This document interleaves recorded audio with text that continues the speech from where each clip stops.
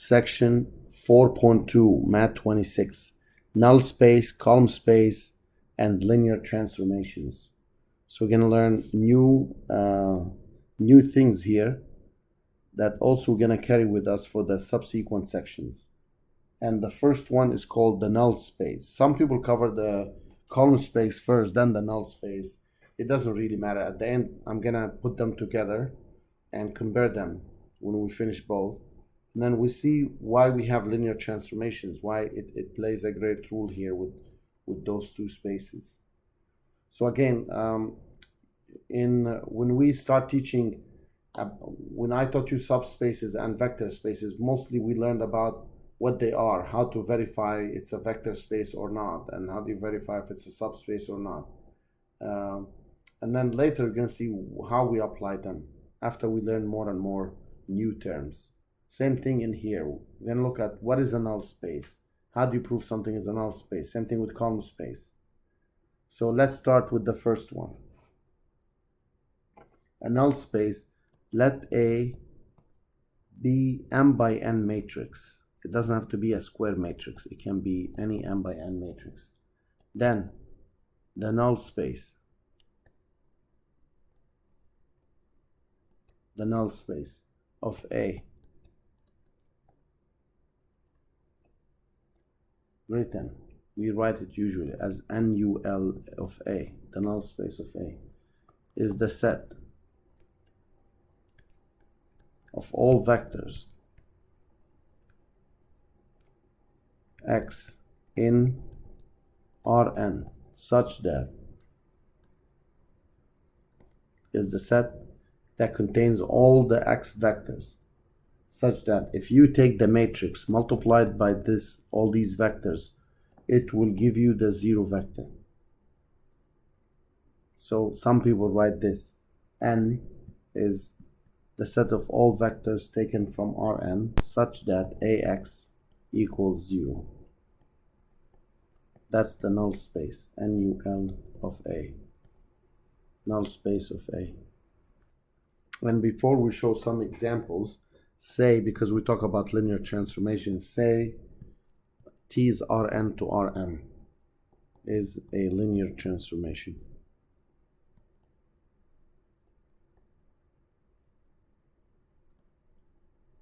With associated matrix A, then the null of A is the set of vectors X in Rn such that T of X is 0. This sometimes called the kernel of T. We call the kernel of T. So do you notice how in matrices we had A times X, it was 0. In transformations or linear transformations, T of X is 0. T of X is 0. It vanishes all these vectors. So what A does, some people say A kills the vector, all these vectors X's. That's why you get the 0 vector. Same thing we say in T kills all the X's and produces the 0 thing here. We'll come back to talk more about kernel later on. But let's look at specific example. Let's say we have A 1 negative 5, negative 3 9, negative 2 1, and X or U, let's call it 5 3 negative 2. Is U in the null space of A? Now, in order for U, any vector, to be in the null space of A, we need to check if AU is the 0 vector.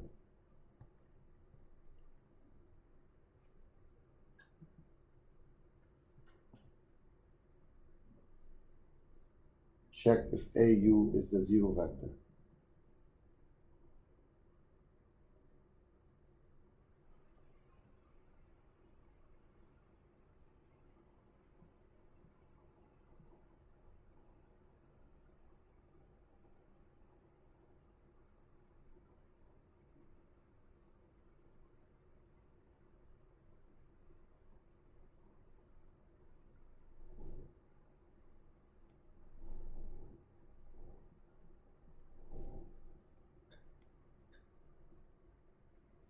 So what do? We take 1, -5, -3, 9, -2, 1, multiplied by 5, 3, -2.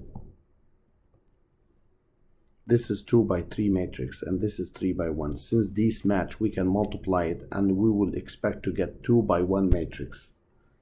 And I'm sure everyone can multiply row by column. You're going to get 5 minus 9, -4, and plus 4 is 0. Next row by the same column, -5 by 5, -25, 9 by 3, 27, -25 and 27 is 2, plus 1 times -2, -2, so that will give me 0. See, it worked out. Give me the 0. That's in R2. Keep in mind, as a note, when we say 0 vector, you know how it says AX equals 0. It could be 0, 0, or could be 0, 0, 0, or could be 0, 0, 0, 0. So we say this has different number of entries. Keep that in mind. And in this case, U is in the null space of A, because A times U is 0. We can ask the question in a different way. Let's take a different matrix.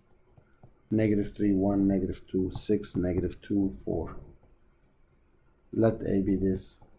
For what value of H is the vector U -4H in the null space of A?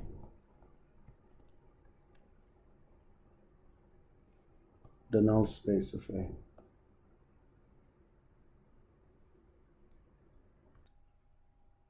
So what we do here is we need to take A times U. So you multiply -3, 1, -2, 6, -2, 4 by the U -4H. Can we multiply it? That's 3 rows by 2 columns. That's 2 rows by 1 column. Yes, it's gonna be 3 by 1. So row by column, that's a 12 plus 6H. Next one, -4 minus 2H, and last one, 8 plus 4H. So they said, for what values of H is this in the null space? It's in the null space if you get the 0 vector. So this means each of the entries here must equal 0. -4 minus 2H equals 0. 8 plus 4H equals 0. So then if you solve any one of them, or if you solve all of them, you will get H equals -2, the same value.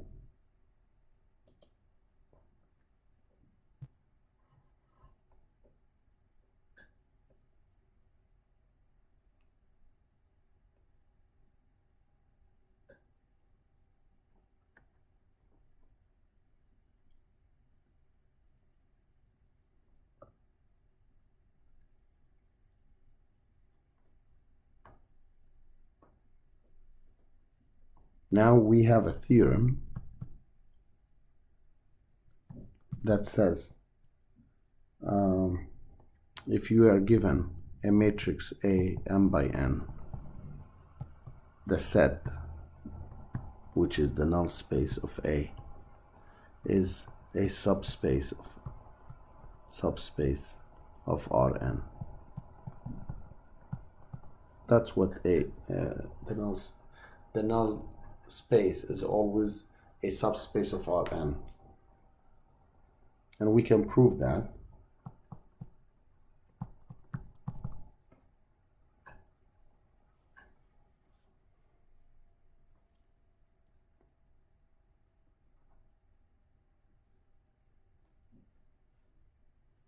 So how do you prove that? Well,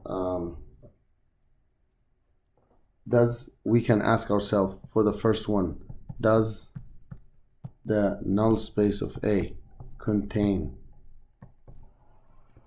the zero vector?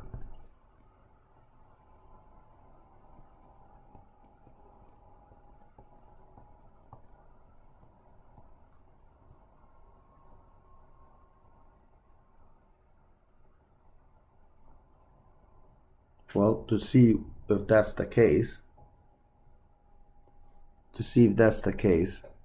we look at A times the zero vector.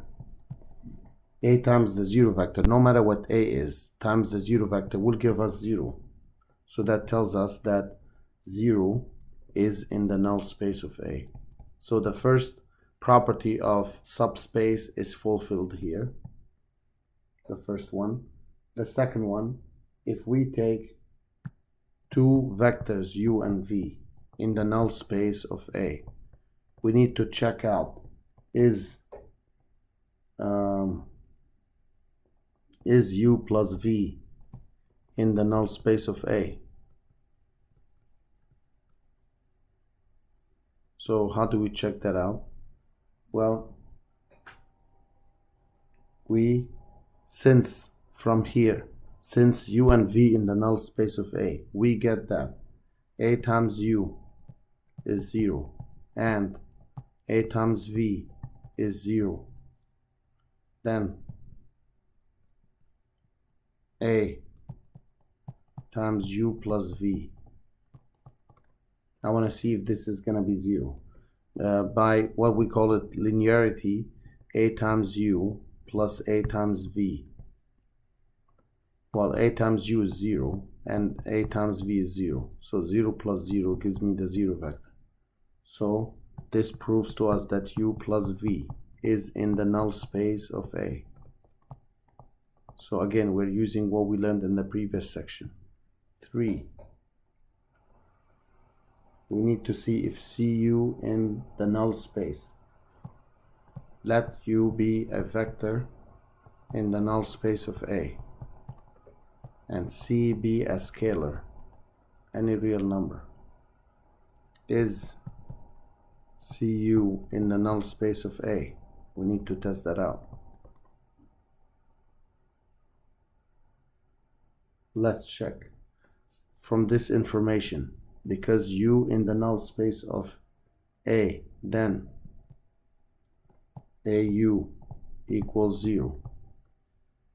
Then what we can do, instead of u, put cu, and you can rewrite, bring the c out, and this is au is 0. So 0 times this gives me the 0 vector. So that proves to me that cu is in the null space of A. Since the three properties are met, the null space of A is a subspace.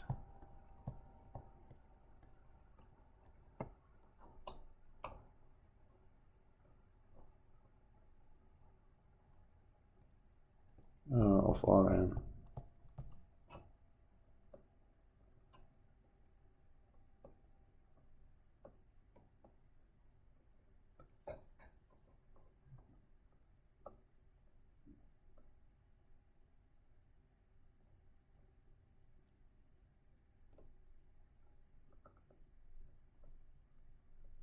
So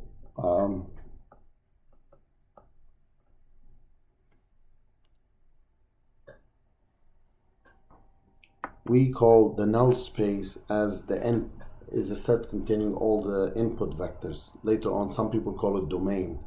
And the column space that we're going to discuss next time, we call it the codomain. The codomain.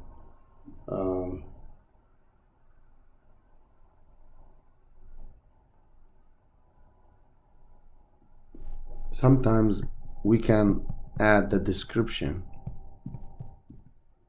of the null space of A. How's it described? We say there is no relation between the null space of A and the entries of A. So we say the null space of A is defined implicitly. Is defined implicitly. There's some condition to check.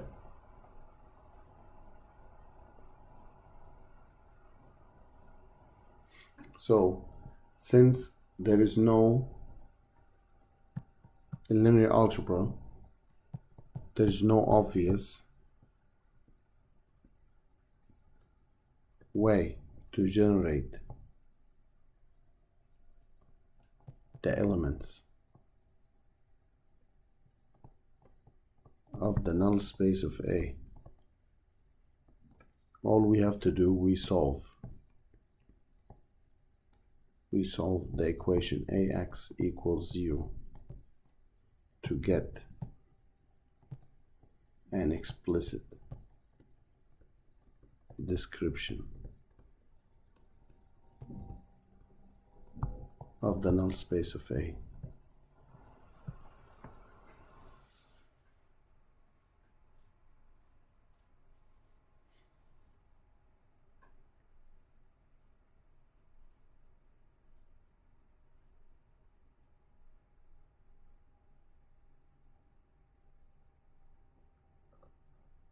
Sometimes they can give you a matrix, let A be matrix, and they ask you to find the spanning set for the null space. 6, -2, -4, -1, 2, 5, 1, 3, 8, -7, -1, -4. So we have this matrix A. Find a spanning set for the null space of A.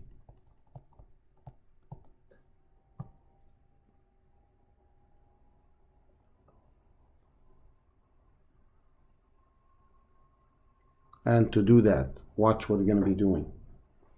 To do this, we write A, matrix A, in reduced echelon form.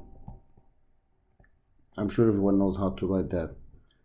So you clean up the first column. I'm just going to write the answer down for the reduced echelon form. And this is what I got. 3, -2, 0. And here at the end we have 0, 0, 0. So from here what we get? x1 minus 2x2 plus 0x3 plus minus x4 plus 3x5 equal to 0. In the second equation, x2 is free. It's a free variable. From the next equation, x3 plus 2x4 minus 2x5 equals to 0. And then x4 here and x5 are also free variables. So we call it the parametric form.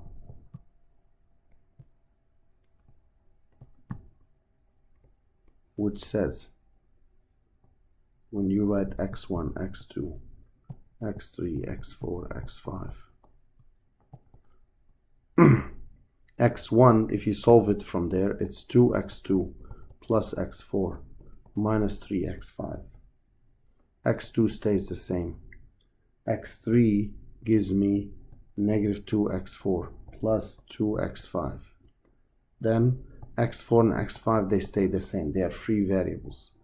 And I'm sure you've seen something like this. You can split this into, because I have 3 terms, into 3 separate vectors or matrices. We have the 2x2, then we have x2, no x2, no x2, no x2, plus for x4, we have x4, no x4, -2x4, 1x4, and 0.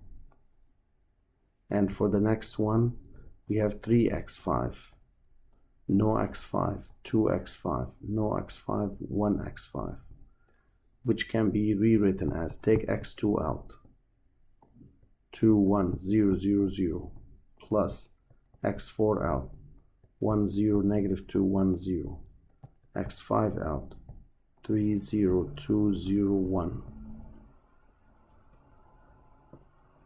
Then we say the set of vectors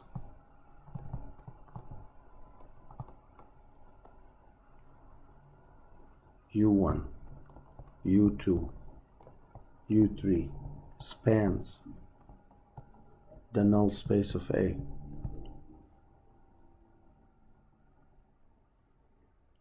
So what does that mean? This means every vector in the null space of A is a linear combination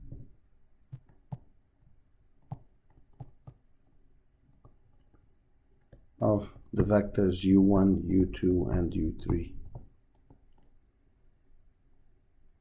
Okay, what's u1, u2, u3? This is u1, this is u2, this is u3. Also, let me add, and any linear combination of u1, u2, u3 is an element of the null space of A.